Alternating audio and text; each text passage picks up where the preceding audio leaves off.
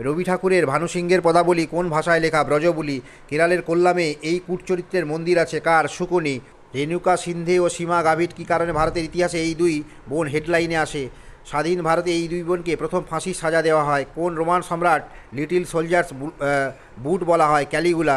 সবচেয়ে বড় বুদ্ধের স্ট্যাচু আছে ভারতের কোথায়? হুসেন সাগর লেকের কাছে। গিটার এবং বীণার মিশ্রণে বিশ্বমোহন ভাটবাবু কোন বাদ্যযন্ত্র তৈরি করেন? মোহন বীণা। ইন্ডিয়া আফটার গান্ধী কার লেখা? রামচন্দ্র গুহ। কুখ্যাত কালাপানি কোন দ্বীপে অবস্থিত? রস আইল্যান্ড। বিমল কাপড়ের ব্যান্ড কাদের? আম্বানিদের। বঙ্কিমচন্দ্র কোথায় বসে বন্দেমাতরম লেখেন? চুঁচুড়া। আসাম রাজ্যের মানুষ যে ট্র্যাডিশনাল টুপি পরে সেই টুপির নাম কি? জাপি।